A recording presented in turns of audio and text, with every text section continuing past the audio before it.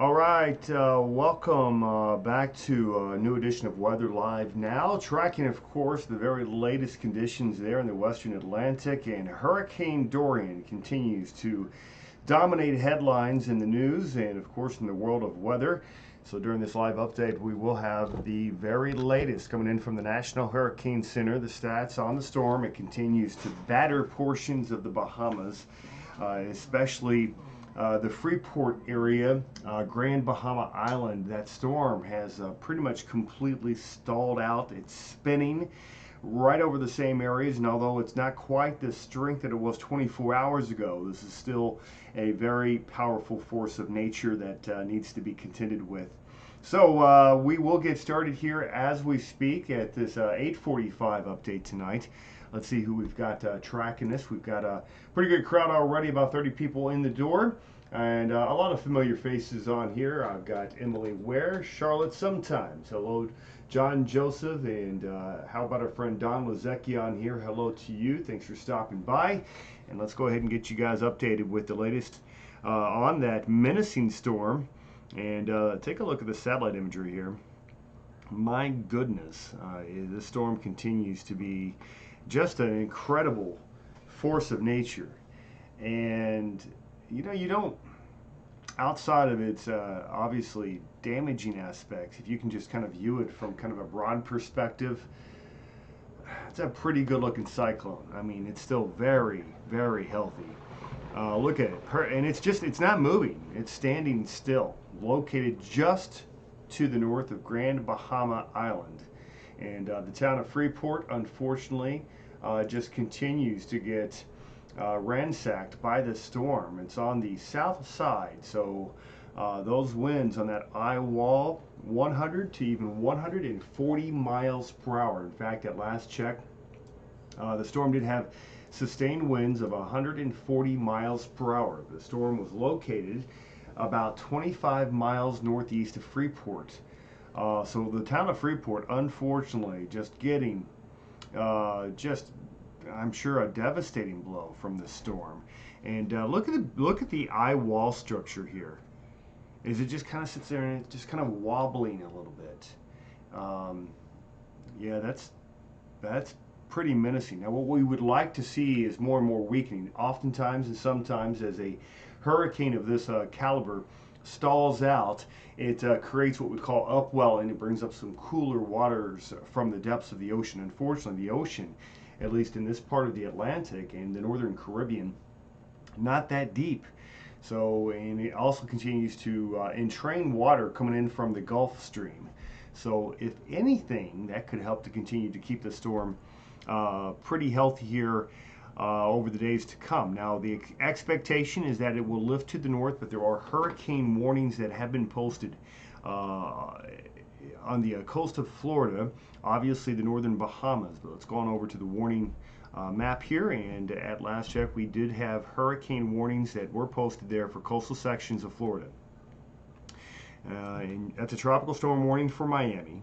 You make your way out towards coastal sections of West Palm Beach, Vero Beach, also up here towards Cape Hatteras, Daytona. These are all hurricane warnings. Goes all the way up to Jacksonville.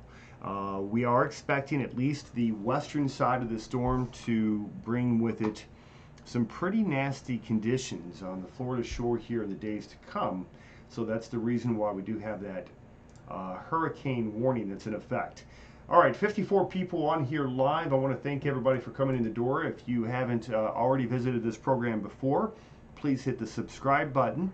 And we have dedicated this service, this video here, a live streaming video of higher end severe weather threats across the United States, including tornadoes and hurricanes. In the wintertime, I'm sure we'll cover our share of winter storms and blizzards, but we appreciate you guys being here. Diane P on here. We've got PETA772. Too soon to tell if we will get anything from this. What is your location, PETA? I must have missed that. Maybe you mentioned that. And let me know what you guys are thinking. We'll cover any questions and comments as well, best we can, during this live update. All right, so let's talk about what the Futurecast is telling us here. I'm going to take you over to the WRF model. Again, powerful hurricane continues in progress. Now this is the WRF as it moves it towards the Florida coast. You can see that on the left side of your screen. And it's the storm holding, the strength it could lose a little bit of steam as it moves its way to the north, coming very close to the South Carolina, North Carolina border. This particular model does bring it onshore, southern sections of North Carolina. Now, not all the models agree with that. A lot of them keeping it just offshore. Either way you go, it should be weaker as this unfolds, but this is indeed a possibility and something that we'll have to talk about. So this is again the WRF model. It's a specialized, very high resolution tropical weather model that a lot of people pay attention to, and I think that we probably should as well. So in a moment I'll show you the latest forecast from all of the models concerning the track of this dangerous storm. We will also run down the latest update from the National Hurricane Center concerning the track and the threats involved with this particular tropical system. We'll also take a broader look throughout the Atlantic, as this is not the only storm in town. As you may have heard rumblings, we've got more storms that are looming, and they do deserve some of our attention as well. So we'll get to that coming up in just a couple of minutes. Right now, we've again tracking the latest with our Hurricane Dorian, who continues to lift off to the north. So to put this particular map into perspective, let me take you out a little broader view here, showing what we've got with Dorian as it crawls right up the Floridian coast. It approaches Georgia, makes that right turn, and then perhaps it makes its way inland. It's possible, South Carolina, North Carolina. It would be not as strong as it is though. This would give it a chance to weaken some. That would be good.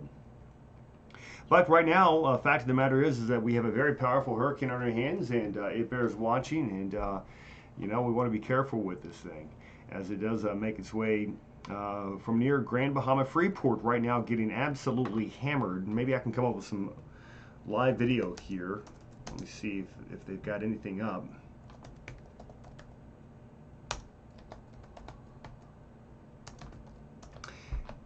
Freeport would be a pretty great location to see from. I don't know if we have anything live though. My guess is there's probably not a lot of power. So that's going to be something. Now, New York Times is reporting Dorian has killed at least 5 people in the Bahamas, which you don't like to hear, but a storm of the size and strength, how can it not? Hoping to keep it just off the shore.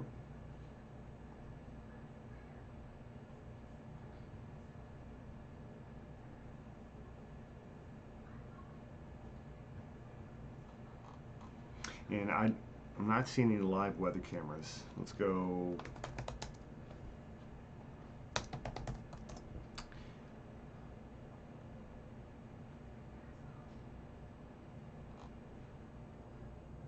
We'll continue to search for a live camera, but indications are that there's no power. You make that Grand Bahama Island, Abacos Islands as well, where it first visited as a strong Category 5 yesterday.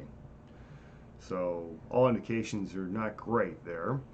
All right, let's talk about the current tracks from the hurricane models. Most of them keeping it just offshore.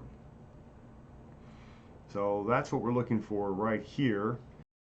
That best fit line out here from near Wilmington to Jacksonville and into the Outer Banks of North Carolina, where you're going to have a better chance of this coming onshore.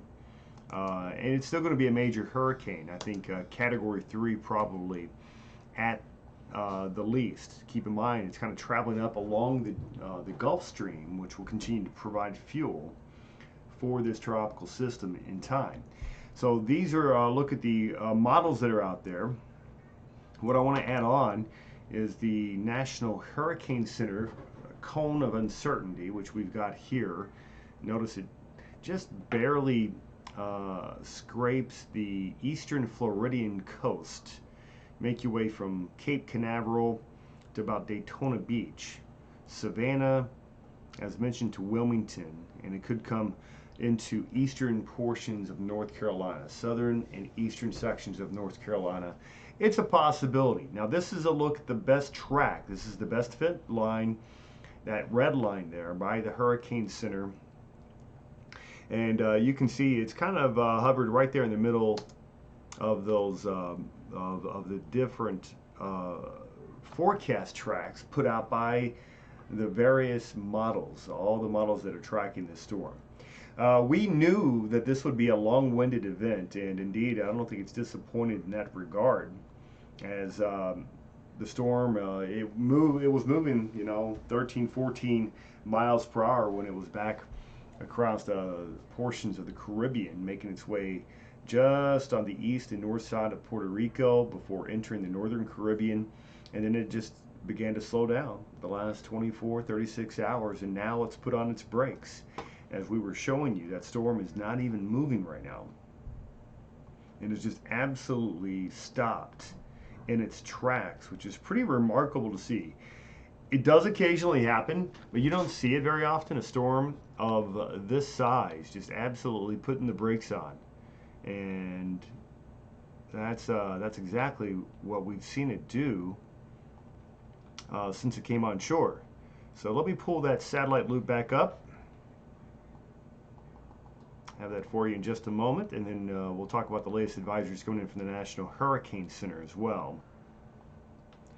So here's the storm as it continues to spin cycle, basically right on top of Grand Bahama Island, where at last check there may have been 5 fatalities, or 5 fatalities confirmed. That's coming in from the New York Times.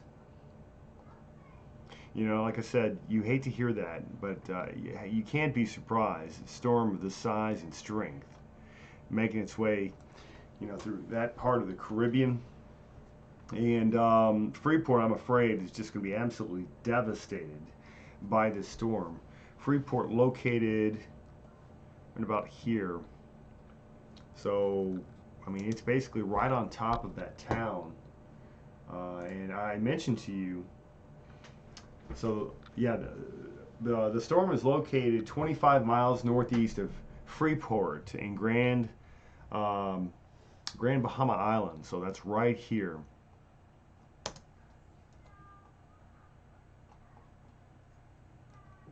So anybody still in that area, I mean, they're going to continue to be battered for a while. It's not moving much. Now the idea is eventually it begins to drift off to the northwest, then north, then northeast. And that would be good. Give these guys a break. They certainly don't need any more havoc from this storm system. All right, Jacob Gooding on here. He's also a commentator and moderator on our Weather Now video feed. Talking about the similarities between this storm and Matthew. And Matthew was a strong Cat 3 / Cat 4 as it made its way right up the eastern sections of the coastal sections of Florida. And it kind of grazed the shoreline as it gradually weakened. Impacts from that storm were mitigated due to the fact that the eye wall never came quite all the way on shore. And also, anytime you have forward momentum with a storm, it's going to be worse than if it's just kind of paralleling a coast. If you ever have a storm that kind of crosses over at 90 degrees, it's always going to be worse, compounded by the forward momentum of the storm, and also the fact that you've got, again, the counterclockwise rotation. So the north side of the storm always bears the brunt. But if the north or northeastern side of the storm doesn't come on shore, then the worst of the weather remains offshore.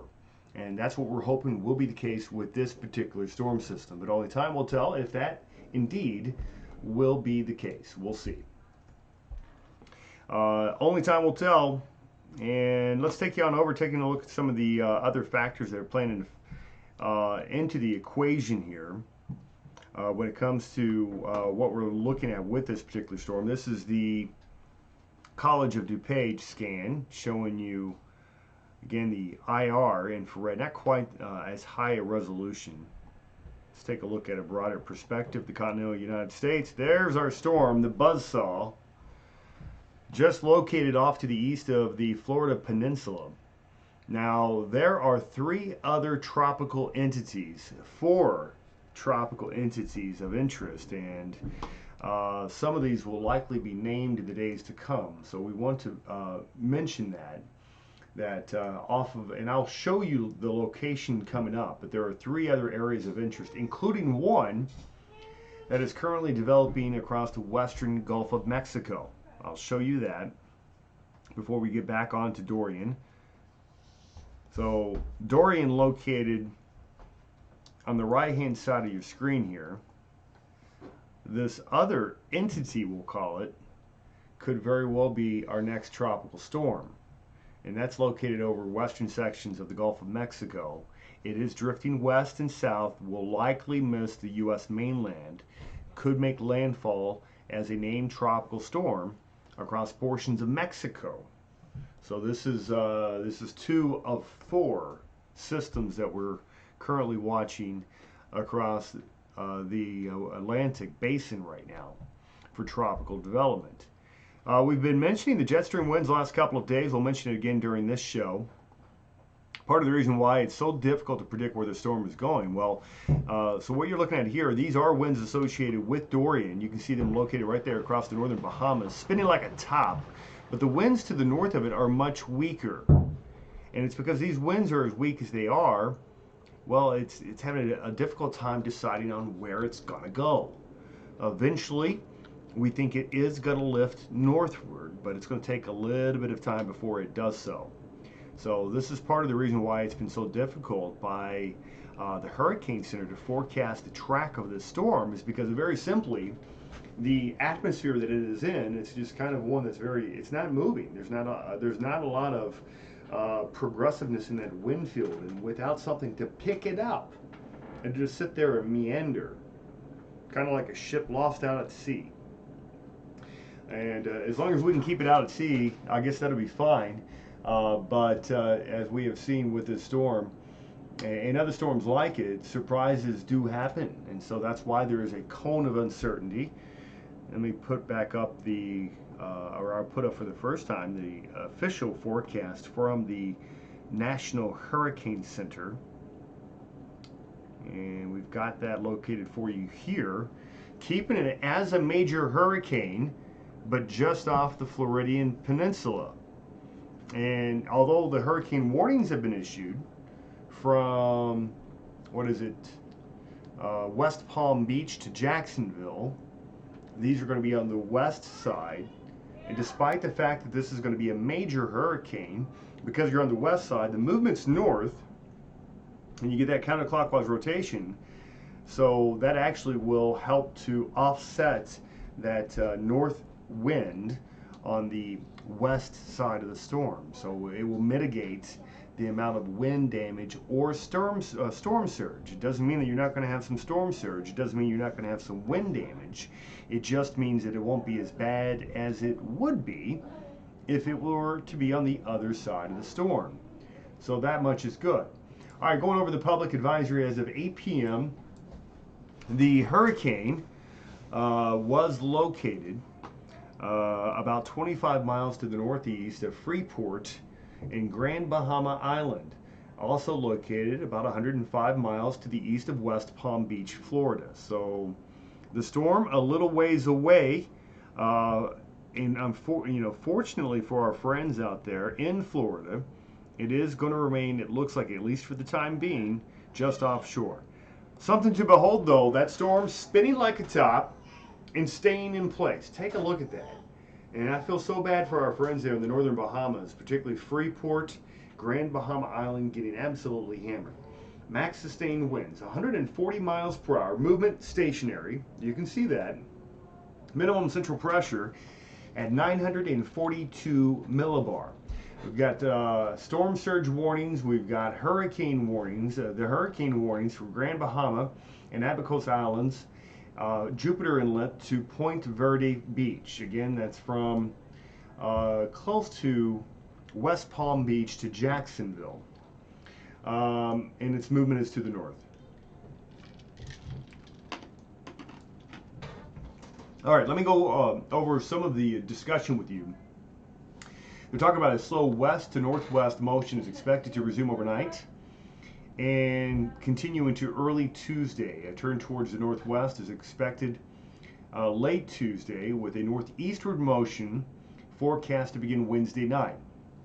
On this track, the core of the extremely dangerous Hurricane Dorian will continue to pound Grand Bahama Island into Tuesday morning. The hurricane will then move dangerously close to the Florida East Coast late Tuesday through Wednesday evening, and then move dangerously close to Georgia and South Carolina on Wednesday night and Thursday.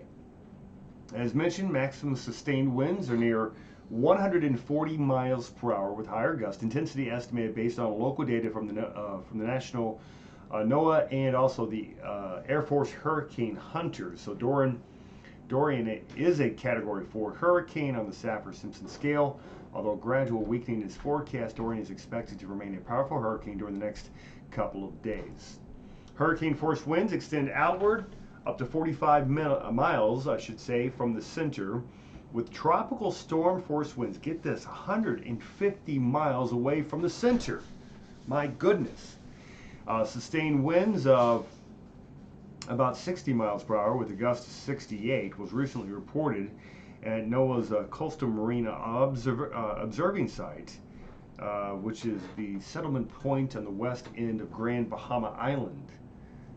As mentioned, the Air Force Hurricane Hunters measured a central pressure of 942 millibar.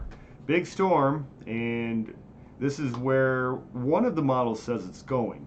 Well, actually, that's the Hurricane Center's forecast. This is actually the WRF, which is one of our better handling tropical prediction models. So this one does overall does a very good job. Shows very gradual weakening as it lifts off to the north. And on this track, the WRF says that it could make landfall South Carolina, North Carolina border, coastal sections, and if so, that obviously would have a major impact. Hurricane watches have been extended further north along the coast. Let me bring that up.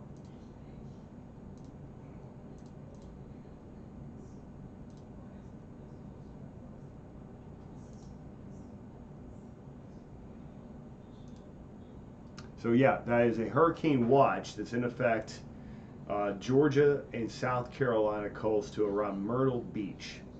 They don't have any products in advance of that, but keep in mind, it's not expected to reach South Carolina until sometime Wednesday night or early Thursday. So we've got a few days to watch this. You're looking at the WRF model, which is again a tropical, it's a specialty model when it comes to this sort of thing. All right, so there's the National Hurricane Center forecast, keeping it as a major storm next couple of days, turning towards the northwest, hopefully safely away from the U.S., but you can see in the cone of uncertainty, we do have portions of South Carolina, North Carolina, even southeastern Virginia. Part of the reason why it is expected to maintain intensity as long as it is because of this. You can see we've got those ocean temperatures that are 29, 30, even 31 degrees Celsius. That translates to 84 to about 87, 88 degrees. Very warm waters over that part of the Atlantic. That will allow the storm to continue to maintain intensity. So I do expect it to continue to cause some problems with that regard. All right, Robin Kuhlman on here, praying for all involved. Thank you very much, Robin, for being on here. I've got Linda Farabella, Don Lozecki on here. Thanks for joining us, Mike. Mike Burns on here tonight, everybody. Storm surge is our biggest concern here in Fort Lauderdale. And some of those inlets, you know, especially the ones that face towards the northeast, may have some issues with that northerly component to the wind and the backside of this storm. But again, Fort Lauderdale will be spared the worst of the storm as it begins to turn to the north. But Mike, we appreciate you being on here. I was looking for a live feed. Does anybody know of a live webcam that is up and running in the Bahamas right now? let me look at that again.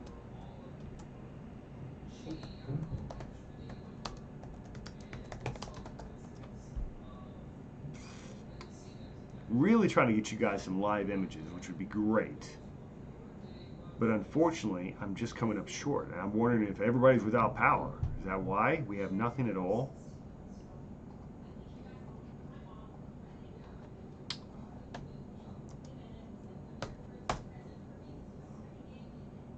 I'll continue to search for that. At last check, at least 5 were pronounced dead in the Bahamas. Unfortunately, millions ordered to evacuate. Many of them in the United States. Portions of the Florida East Coast have had mandatory evacuations where there is a tornado or a hurricane warning. But as mentioned, the worst of the storm should remain offshore. Got about 56 people on this live feed. I want to thank you again for being here. If you haven't already liked or shared the video, please do so, and also please subscribe to my page. It's Weather Live Now. It's dedicated to focusing on severe weather events, mainly the higher end variety, and also on more populated areas. So those areas that would be more impacted by severe weather, particularly tornadoes, hurricanes, and eventually when we get there, winter storms and blizzards. So we'll tackle that in due time. Right now we're trying to stay ahead of Dorian, and I tell you, it's been a rascal to forecast this here over the last many days. You can see it's spinning hard over the open Atlantic, I should say Western Atlantic, right on top of Grand Bahama Island. There's a little trough to the north that's trying to help pick it up. You can see where we've got this movement of air, and it's trying to lift it. Eventually, we think it will. It's going to begin to help that storm begin a northward, eventually northeastward trajectory, and hopefully out into the open ocean, where we would like to see this go. But it's not there now, and it's not the only storm we're tracking for you. There's more activity out in the Atlantic, and we'll show you that.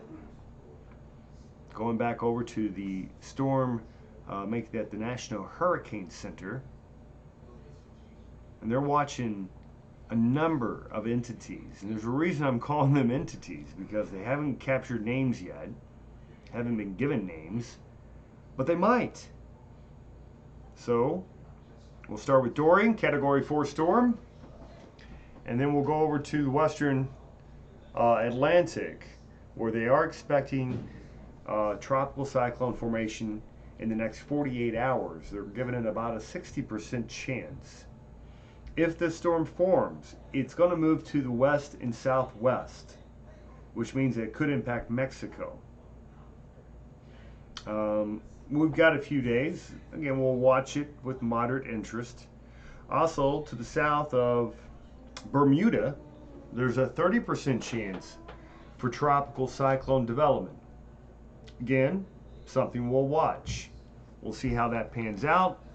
You make your way out into the far eastern Atlantic. There is a storm a-brewing. This is coming off of the Cape Verde Islands. And that is a breeding ground for hurricanes this time of the year.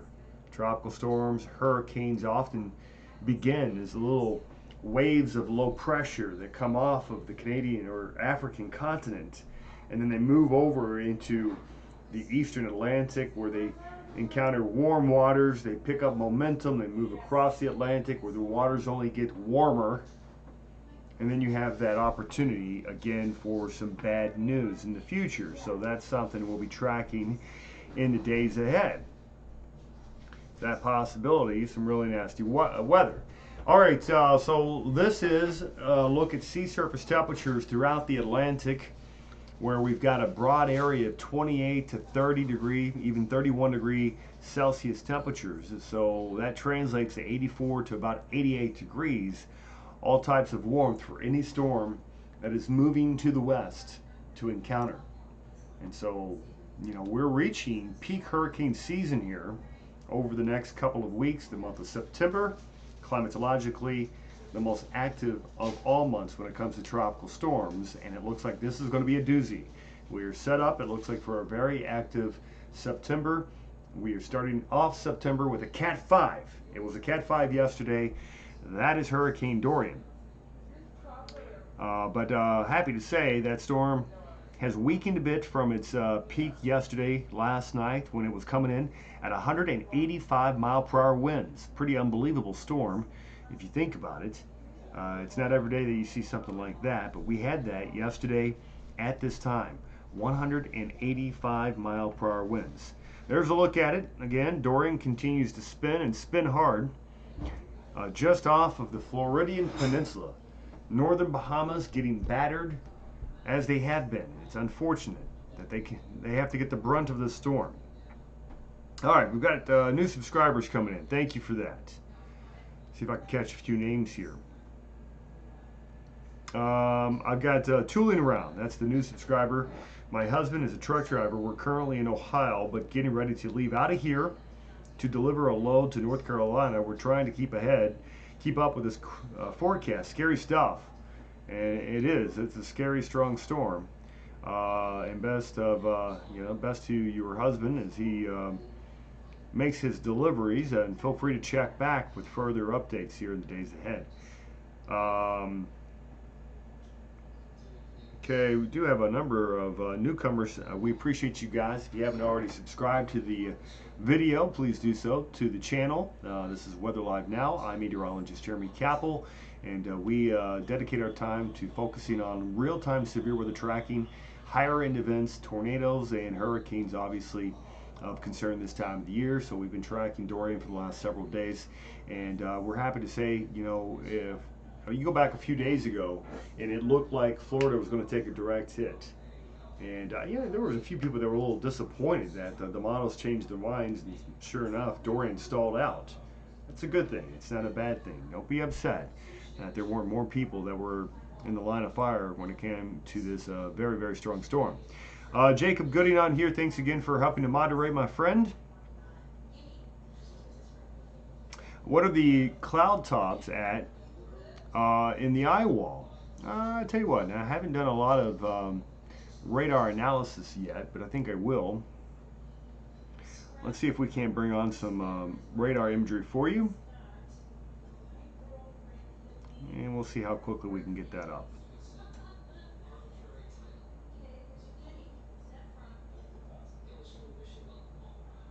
All right, so we've got national radar on. I want to take that off. Coming over here and see if we can't get the nearest radar, which may be Miami. Is it? I don't see. Yeah, they don't have one in West Palm.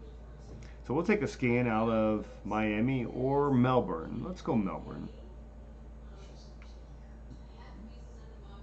Take that back. We're going to Miami.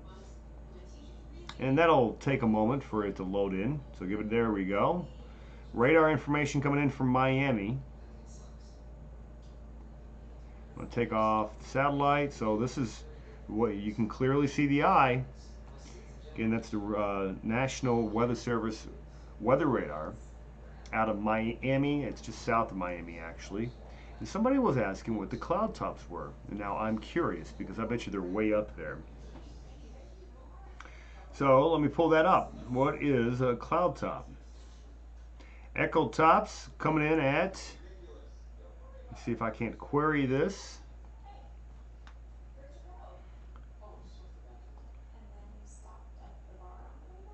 It's only showing the echo tops at about 42,000 feet. I'd be very surprised, though, if those clouds weren't higher than that. Either way, yeah, I'm curious, because I would expect it to be higher than that. I'm wondering if that product is right. I would expect echo tops to be higher than that from a storm this size and strength.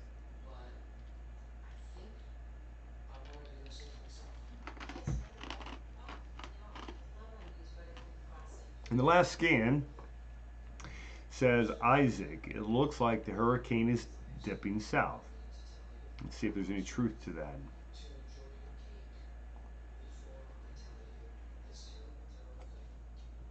Looks pretty stationary, but you're right, maybe just barely edging south, and you'll get that with these type of storms. Momentum sometimes will shift them different directions, but certainly there may be a small shift towards the south with this storm. We'll watch.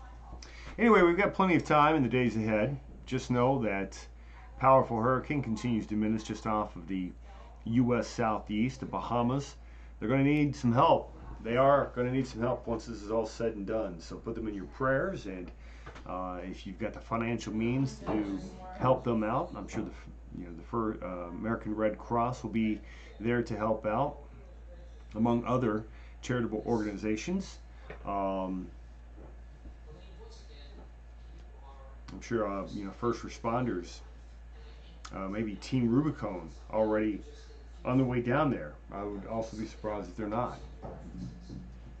We'll watch in the days ahead, but I want to thank you guys for being on here tonight. One last look at the forecast track of this dangerous storm. This is from the National Hurricane Center. Taking that track, keeping it just offshore. Hurricane warnings posted for the Florida Peninsula. Hurricane watch, coastal sections of Georgia and South Carolina. Keeps it as a major hurricane through about Wednesday, before gradually weakening as it moves to the north. That's it for me tonight, guys. Thank you very much for being on Weather Live Now. We'll be back with more updates here in the days to come. In the meantime, you guys enjoy your Labor Day evening, whatever is left of it here. You guys have a great week ahead. We'll talk to you soon. Bye.